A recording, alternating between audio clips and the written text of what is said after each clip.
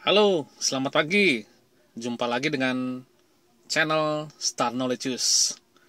Sebelum saya lanjut, saya mau ngopi dulu ya.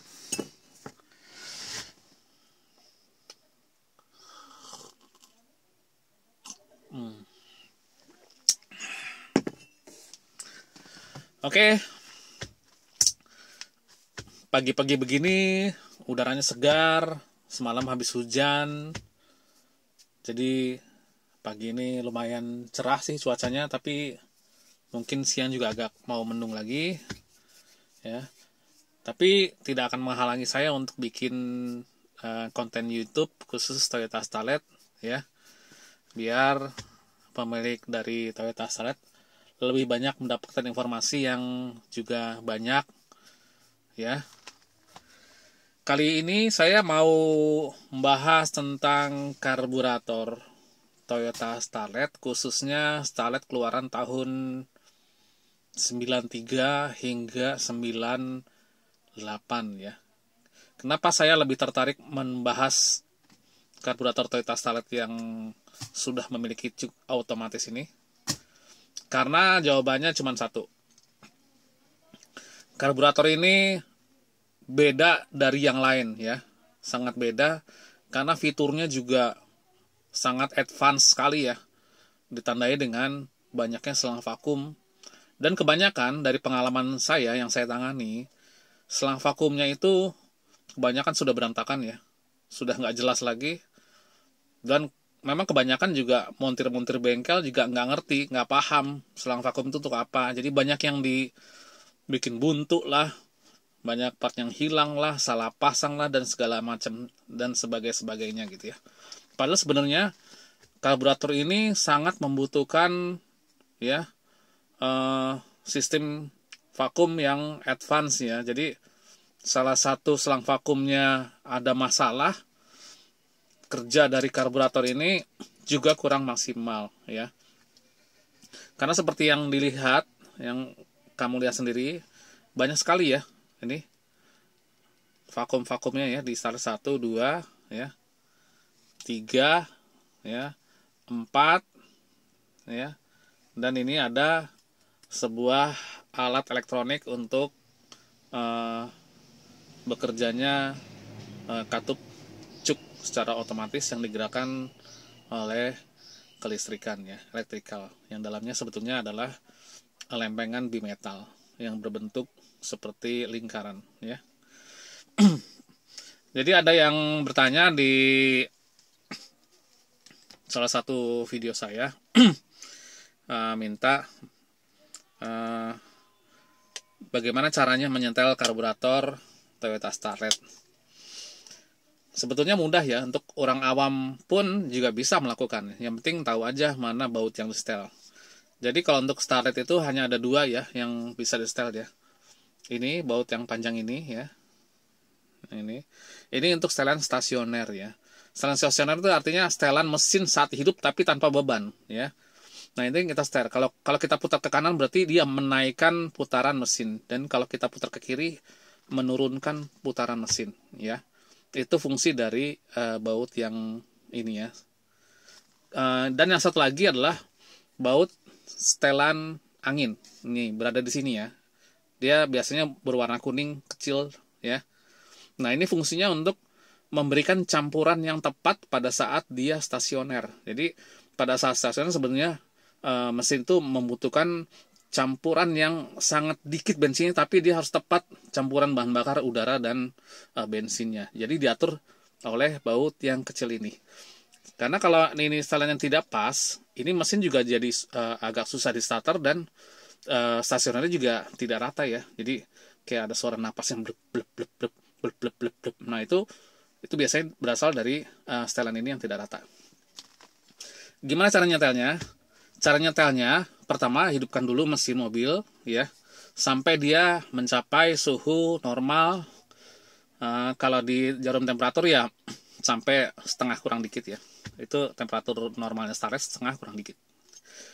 Kalau sudah sampai setengah kurang dikit, baru kita bisa lakukan penyetelan dari karburator ini. Pastikan rumah filter udara sudah kita buka ya, karena kalau masih terpasang kita sulit untuk menyetelnya karena terhalang sama rumah filter karburator. Jadi begitu mesin sudah panas dan stasioner, jangan nyalakan kelistrikan sama sekali ya. AC nggak boleh nyala.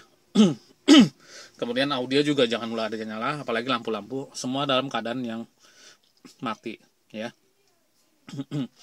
Pertama kali yang harus kita putar ya ini. Posisikan ini, putar ke kiri ya. Ke kiri, putar ke kiri terus sampai putaran mesin itu kayak mau mati tapi nggak mati. Masih bisa mutar terus gitu ya.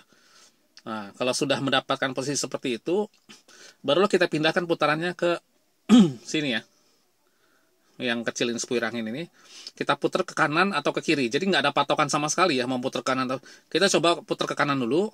Kalau ternyata mesin cenderung mau tambah mati, kita balas putarannya ke arah kiri ya, terus arah kiri, atau nanti sampai didapatkan putaran mesin tuh seperti kayak rata gitu ya, kayak tenang gitu, nggak getarannya minim. Nah itu berarti memang udah pas. Jadi kalau udah ditemukan putaran yang pas dan rata, baru kita ini putaran ini bawah stasioner yang ini kita naikkan sedikit, dan akhirnya mesin juga bisa rata dan kita bisa dengarkan ujung knalpot itu juga suaranya rata ya, nggak ada suara blep blep blep blep gitu ya. Ya kalaupun ada ya sekali dua kali masih wajar sih. Tapi kalau memang dia bisa tepat sekali, itu suara blep blepnya itu akan hilang sama sekali ya. Ya. Jadi itu untuk settingan orang-orang awam ya, jadi nggak perlu bongkar-bongkar karburator, karena karburator Starlet ini termasuk barang yang rumit ya. Ini nggak bisa sembarangan orang bongkar beginian ya, harus orang yang memang mengerti, bisa menguasai servis karburator ya. Kebanyakan memang sekarang jarang banget yang bisa servis karburator. Kalau sekedar bongkar pasang itu banyak yang bisa, tapi mengerti cara kerja karburator Toyota Starlet ini tuh jarang banget, jarang orang tahu ya. Oke, kita lanjut lagi tadi penyetelan karburator untuk orang-orang awam ya. Kemudian saya akan tunjukkan cara-cara servis yang ringan yang bisa dilakukan oleh pemilik Toyota Starlet ya, tanpa membongkar sama sekali, karena kan pekerjaan membongkar karburator itu pekerjaan yang termasuk tidak mudah ya, karena kalau tidak tahu caranya ya mobilnya akan jadi masalah. Jadi yang bisa dilakukan oleh orang awam itu buka rumah filter udara ya, dan lakukan penyemprotan di bagian-bagian ini ya, bagian-bagian lubang venturi ini bisa kamu semprotin semua sampai bersih. Kemudian bila emang udah lama ya dan merasa kotor, kamu bisa buka baut yang ini ya. Nih, buka baut ini nggak perlu bongkar karburator sama sekali ya. Karburatornya masih nempel di mesin, tinggal buka aja pakai baut 14, pakai kunci 14 ya maksudnya. Buka seperti ini ya.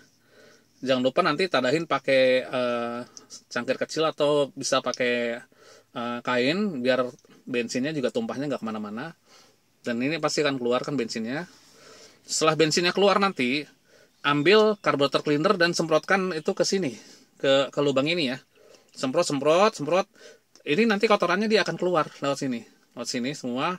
Jadi yang lumpur-lumpur atau kotoran-kotoran kecil tuh akan ikut keluar ya, kayak nguras bak ya, bak mandi ya. Jadi keluar sini. Jadi itu cara yang paling mudah. Dan jangan lupa nanti setelah kelar kita tutup kembali ya, kembali seperti ini. Ya, nanti jangan lupa ini dikencingin ya, jangan sampai ini kendor, karena kalau ini kendor bahaya, bisa copot jalanan, bensin bisa kemana-mana, bisa resiko nanti kebakaran gitu ya. Jadi lupa kencengin, kemudian udah, nanti tinggal coba nyalakan kembali mobil. Kalau udah berhasil nyala, coba kita mainkan, kita tutup begini caranya ya, sambil gasnya kita mainkan. Begitu kita gas, kita tutup begini, kita gas tutup begini. Tujuannya apa? biar kotoran-kotoran yang menyumbat di spuir-spuir itu bisa kehisap langsung ke bawah sini ya, karena kan dihisap sama mesin ya. Jadi diharapkan dengan cara itu spuir-spuir itu bisa bersih kembali tanpa membongkar karburator ya. Karena membongkar karburator itu sebetulnya jangan sering-sering, karena karburator itu sebenarnya jarang rusak sih sebetulnya. Rusak itu biasanya karena dibongkar. Jadi jarang banget karburator rusak ya. Rusaknya kemarin rata-rata kebanyakan dibongkar sama montir-montir yang nggak ngerti, itu pasti rusak pasti jatuhnya. Kadang-kadang ini dicopotin lah segala macam, ini pasangnya terbalik lah segala macam. Itu yang sering banget terjadi. Bahkan kadang-kadang yang sistem auto choke seperti ini ya, dia kalau montir biasa nggak tahu ini masangnya terbalik loh dia. Nih, yang ini saya tunjukkan nih. Nih yang ini yang saya gerakan ini. Dia masangnya terbalik. Kalau dia masangnya terbalik, akibatnya apa? Akibatnya nanti katup cuk akan tertutup seperti ini terus ya. Kan tahu sendiri kalau cuk tertutup seperti ini terus apa artinya? Berarti bensin terlalu banyak masuk ya ke dalam intake ya. Artinya nanti bensin yang terbakar dalam ruang bakar juga terlalu banyak. Jadi nanti yang asap yang keluar malah jadi hitam gitu. Udah gitu juga mending kalau seandainya bensin banyak jadi tenaga. Tidak, ternyata malah jadinya kok. Jadi kebanyakan ngisep bensin, tenaga malah hilang sama sekali ya. Karena kondisi ini tertutup begini, jadi perbandingannya jadi terlalu banyak bensin dan tenaga juga jadi ngempos, jadi berebet ya. Nah itu penyebabnya kenapa kurang tenaga, terus boros banget. Kalau boros tenaganya enak sih masih nggak apa-apa, oke-oke aja. Mau beli Ferrari aja 1 liter aja cuma 3 kilo, tapi tenaganya kan juga beda ya, itu masih wajar. Tapi Starlet untuk ukuran Starlet 1300, kalau sampai 1 liter 3 kilo itu namanya udah bukan mobil Starlet namanya, itu udah mobil off-road ya. Jadi makanya kita harus cek coba kalau punya Starlet ya, cek bagian ini ya. Kalau dia nggak bisa digerakin begini ya, berarti dia masangnya salah ya. Jangan sampai ini nggak bisa gerak begini nih. Kalau bisa bergerak gini berarti benar ya masangnya. Kalau sampai nggak bisa gerak begini ya, lurus begini ya, itu udah salah aja masangnya. Udah masalah kemana-mana itu ya. Gitu jadinya ya. Jadi yang perlu diperhatikan juga untuk karburator ini juga kabel-kabel ini ya. Ini kabelnya ada 2 untuk yang model cuk otomatis, yang merah ini untuk menggerakkan bimetalnya atau cuknya, terus yang hitam ini untuk menghidupkan dari solenoid karburator ini ya. Dan ada satu lagi yang perlu saya sampaikan, kebanyakan ya Starlet itu bermasalah di sini nih di vakum sekunder ya. Vakum sekunder itu buat bukaan ini ya, buat bukaan yang kedua ini ya. Jadi kalau kita tekan, dia kan buka begini ya. Kalau vakum sekundernya ini rusak ya, vakumnya ini rusak, dia tuh nggak bisa buka ya, akan begini ya. Gaspol yang ngebuka cuma 1, yang ini nggak kebuka sama sekali. Nah itu efeknya apa? Mobil nggak bisa lari di atas 100. Mobil akan jadi loyo ya, nggak bisa ngebut mobilnya.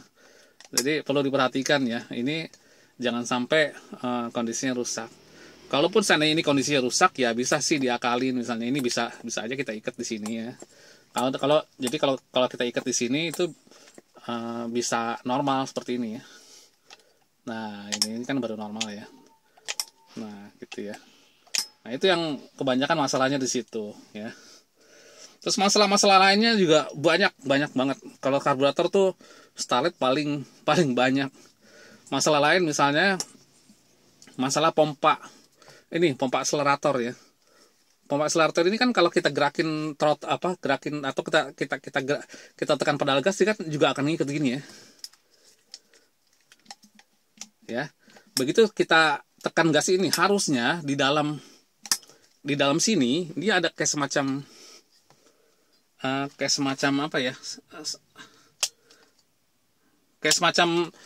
nozzle kecil ya di sini ya. Dalam sini ada semacam nozzle kecil. Jadi bisa sih dicek di mobil kamu ya. Pada saat kita mainkan ininya, itu ada sebuah nozzle yang nyemprotin bensin di sini. Nah itu harus nyemprot ya. Kalau nggak nyemprot berarti ada masalah. Karena kalau nggak nyemprot itu dia mobil itu tarikannya jadi kurang enak ya. Jadi kalau pagi juga jadi sulit di starter ya, gara-gara nozzle itu juga nggak mau nyemprot ya. Kebanyakan sih masalahnya di situ ya. Terus masalah yang lain apalagi ya? Ya masalah yang lain, mobil nggak mau stasioner ya, jadi gasnya ketinggian terus. Padahal ini udah habis kita setel, kita putar habis tuh, tetap nggak mau stasioner ya kan. Jadi mobil tuh RPM tinggi terus, udah bingung kemana-mana juga bingung. Nah ternyata masalahnya cuma masalah kecil, yang cuma masalah di dashboardnya aja sini nih. Dia salah pasang vakum ternyata. Jadi kalau dia salah pasang vakum, ini akan nendang sebetulnya. Ini kan seperti ini kan. Ini kalau vakum ini nggak jalan, dia akan nendang terus. Jadi mau di setel rendah kayak apa juga ini akan nendang terus ya. Nah kadang-kadang montir saking kehabisan akal, dia akan menyetel yang ini nih. Bahkan kadang-kadang ini dibuang sama montir. Jadi tambah masalah gitu ya. Jadi karburator modelnya kijang lagi, nggak ada fungsinya sama sekali. Padahal kan ini dashboard ini fungsinya banyak ya. Dia selain sebagai untuk mencegah mesin mati tiba-tiba, juga berfungsi sebagai melengkapi kerja auto choke. Satu lagi juga berfungsi sebagai idle up power steering ya. Makanya ini jangan sampai bermasalah.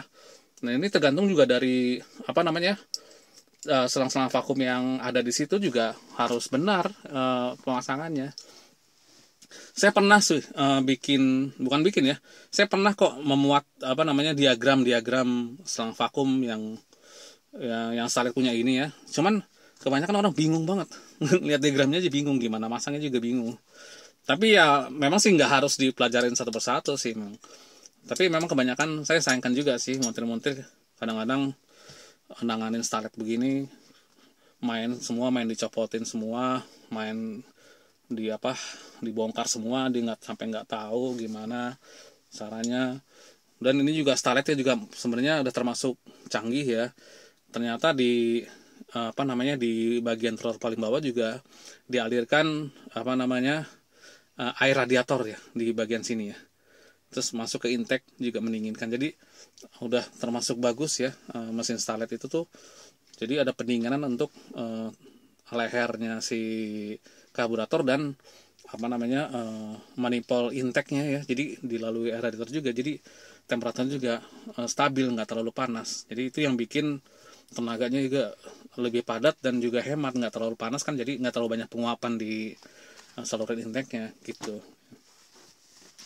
Jadi gitu sih sebenarnya sih. Masalah yang lain yang sering-sering terjadi, masalah idle up dari AC. Itu kan biasanya nempelnya di sini ya. Itu biasanya karena idle up tidak menyatu dengan karburator ini, dia terpisah ya, karena di bawahnya dia, di tatakannya dia. Jadi memang penyetelannya juga bukan di sini, bukan di karburator ini. Jadi penyetelannya ada di bagian idle up-nya si AC itu ya. Sebenarnya banyak banget sih yang bisa saya bahas tentang karburator ini. Kalau untuk bongkar-bongkar kan saya juga percuma ya, nanti bongkar-bongkar juga nggak ngerti. Saya kasih review aja gimana karburator ini ya. Jadi ya itu aja sih sebenarnya ya. Saya sih berharap sebanyak yang bisa bertanya soal karburator sama saya ya. Jadi saya bisa menjelaskannya juga lebih banyak lagi, karena untuk menjelaskan panjang lebar mungkin juga sejam 2 jam aja juga mungkin nggak cukup ya untuk menjelaskan karburator ini. Jadi sementara itu dulu aja yang bisa saya sampaikan ya. Nanti kalau memang ada yang ingin bertanya silahkan langsung di kolom komentar ya. Sekalian juga saya mau berikan salam buat Starlet Club di Sumatera ya. Terus untuk Starlet Club di Kalimantan, di Manado, Makassar, dan Papua selalu mengikuti saya. Oke, terima kasih banget ya. Juga pelanggan-pelanggan saya juga saya ucapkan terima kasih sudah percayakan mobilnya di saya. Ya walaupun ada beberapa yang memang masih aja yang kurang, saya mohon maaf juga ya. Oke, jadi itu aja dulu dari saya, dan mudah-mudahan saya membuat video seperti ini hanya untuk membagikan informasi buat pemilik Toyota Starlet. Oke, sampai di sini dulu informasi dari saya. Semoga bermanfaat ya. Oke, salam Starletter.